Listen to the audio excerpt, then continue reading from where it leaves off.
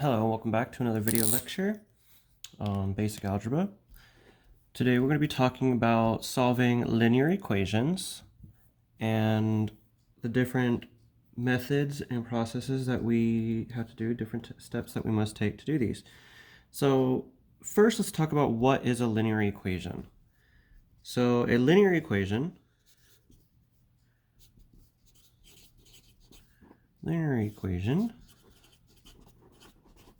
in one variable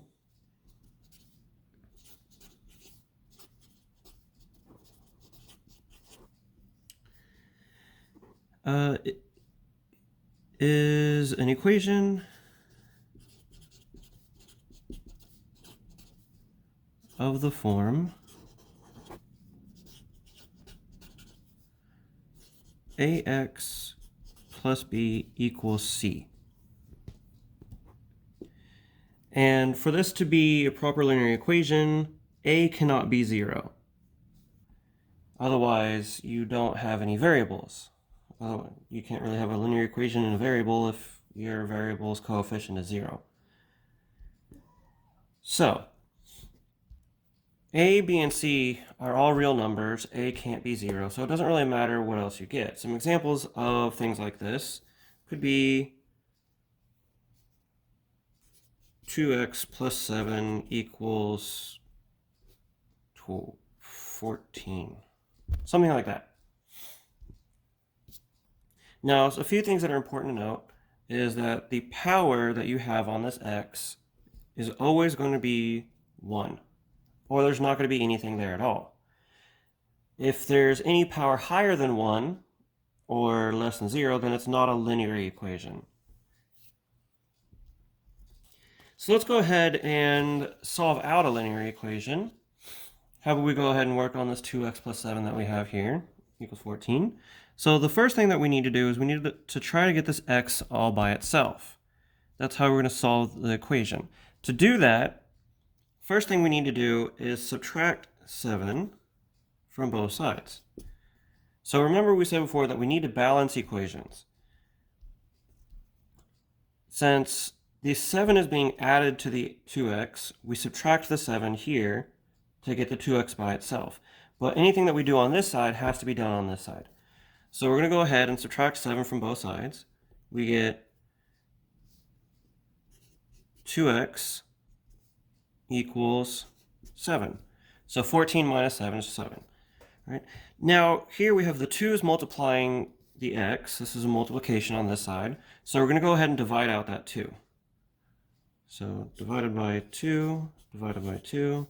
The 2's cancel, and you get x is 7 over 2.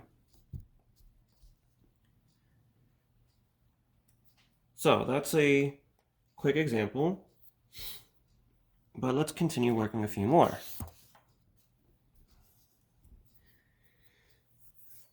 So let's consider something a little interesting, a little odd. Suppose we had something like negative x equals 7. So what's going on here is you're actually multiplying negative 1 and x. This can be easily rewritten as negative 1 times x equals 7. So in this case, we would simply divide out that negative 1 from both sides, or you can multiply both sides by negative 1. And you're going to get x equals negative 7. So one way you can look at this is just kind of a quick way to look at it. If you have your variable here is negative, then you just simply switch the signs for both sides. Here, if you switch the signs on both sides, the x becomes positive and the 7 becomes negative. So let's do one that's a little bit more complicated. So how about we do negative 5 over 7x equals 9. So we have a fraction on this side. We have a negative. So what we can do is let's go ahead and bring the negative to the other side first. So we're going to go and say 5 over 7x equals negative 9. So we simply did the same thing that we did up here where we switched the signs of both sides. We do that so that we can get the x by itself in a more simple manner. Next, we want to get rid of our 5 over 7. So let's just kind of take this one little bit at a time. Let's take care of the denominator first. So if we do that, we want to multiply both sides by 7. So we'll have 5x equals negative 9 times 7, which gives us negative 63. So 5x equals negative 63. Next, we need to get rid of this 5 that's next to the x. So we're going to divide out 5 on both sides. 5's cancel here. And you get x equals negative 63 over 5.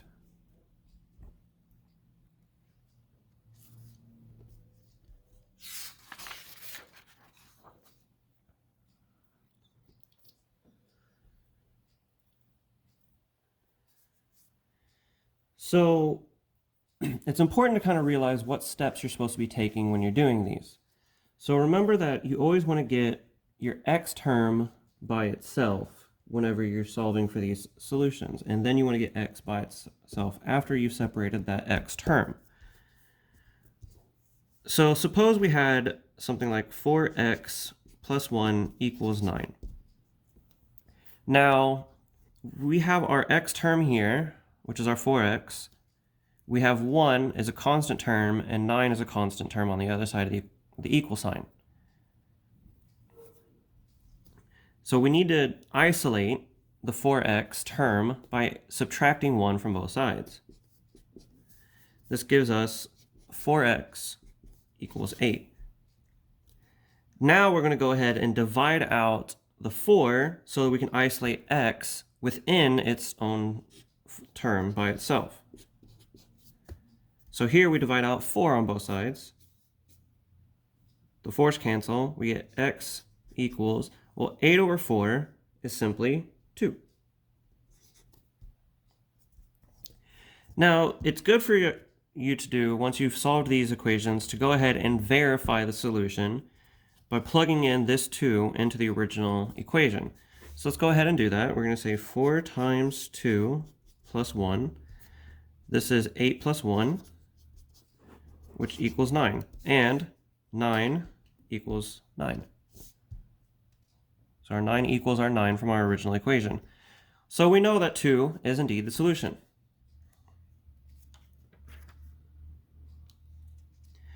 So let's talk about when you have a variable on both sides of the equation. So far we've done all the variables on one side, so let's go ahead and do variables on both sides of the equation. So let's look at, we'll start off a little bit simple. 7 plus 3x equals 4x. So we're going to go ahead and look at that. Well, we want our x terms to be all by themselves. So instead of trying to move everything to one side, or getting rid of this 7 first, what we're going to do is we're going to actually move this 3 over to that side. So the 3x is being added to 7. So what we're going to do is we're going to subtract 3x from both sides. So at this point, we've got 7 equals 4x minus 3x. If we combine our like terms here, we simply get that 7 equals x. This simplifies to 7 equals x. Because 4x minus 3x is simply 1x. We can go ahead and check our solution. 7 plus 3 times 7, 4 times 7. This is 7 plus 21. It's 28. 28 equals 28. So x equals 7 is indeed the correct solution.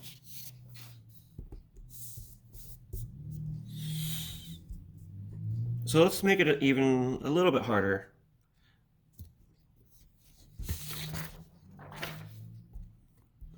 So let's do 4x equals 2 times x plus 1, all that plus 6.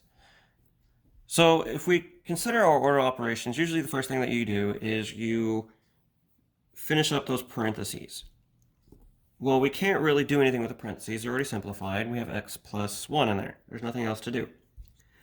So the next step we're going to do is we're going to go ahead and distribute. So remember, when we distribute, you got to distribute the 2 into both x and the 1. So this gives us 4x equals 2x plus 2 plus 6. So now we want to kind of start combining like terms. So let's go ahead and combine like terms on this side. We got 4x equals 2x plus, and 2 plus 6 is 8. So 4x equals 2x plus 8.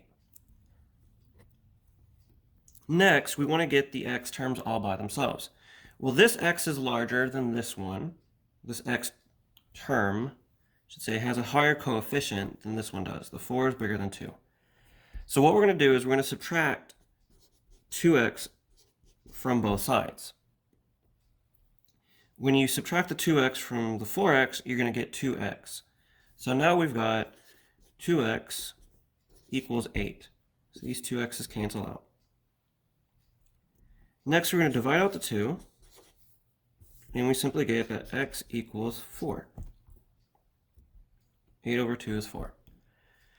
So if we take this 4 and we plug it in back into our original equation, we're going to take, say, 4 times 4 equals 2 times 4 plus 1 plus 6. So we're going to do that. Well, this is 16. 4 times 4 is 16. 2 times 4 plus 1 is 5 plus 6. This is 10 plus 6, which is 16. 16 equals 16. So we know that we verified our solution of x equals 4.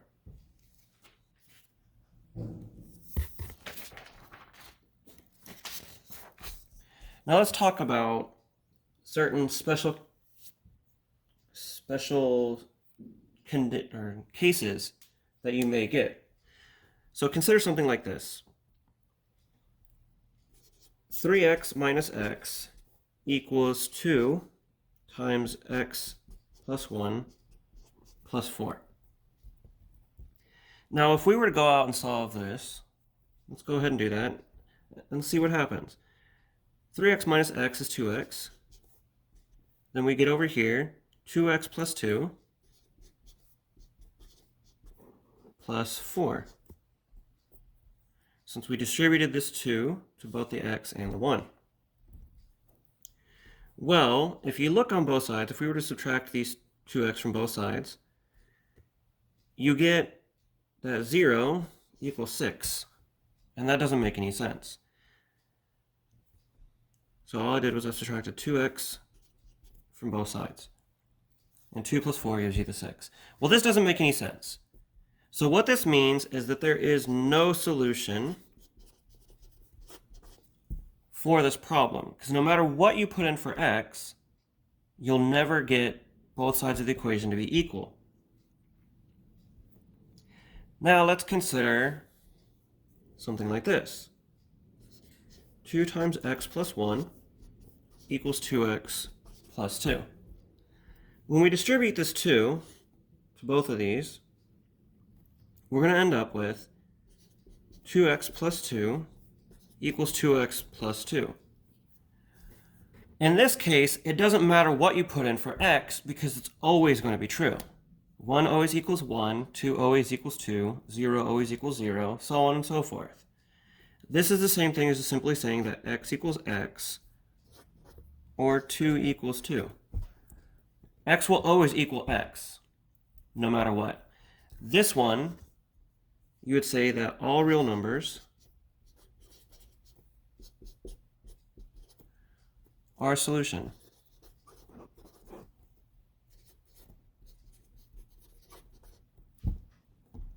And you leave it at that.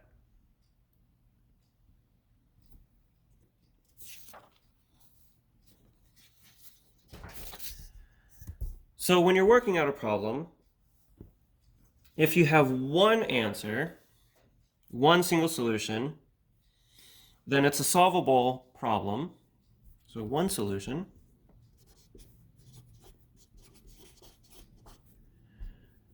Then it's a solvable problem and you know exactly what the solution is. If you have a contradiction, so one solution happens when you can isolate x on one side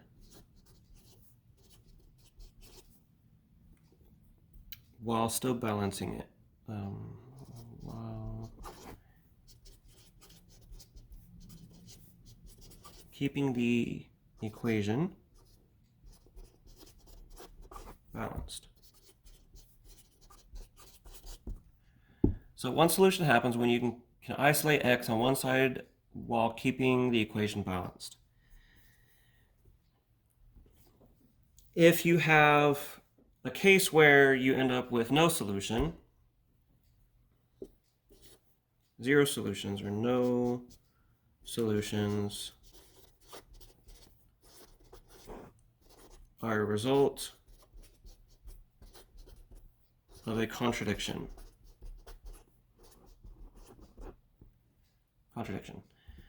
And those, a really simple example of that would be something like x plus 1 equals x.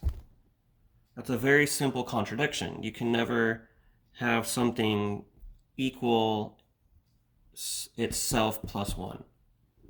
1 will never equal 2, 2 will never equal 3, so on and so forth. So no solutions are a result of a contradiction. Or you're going to have an infinite number of solutions. Infinite solutions when you get what's called an identity. When, after balancing, you get an identity. And an example of that would be something like 2x plus 2 equals 2x plus 2, or x equals x. So, those are the different techniques for solving simple linear equations. And I'll see you in the next, I hope you have a good day, and I'll see you in the next video.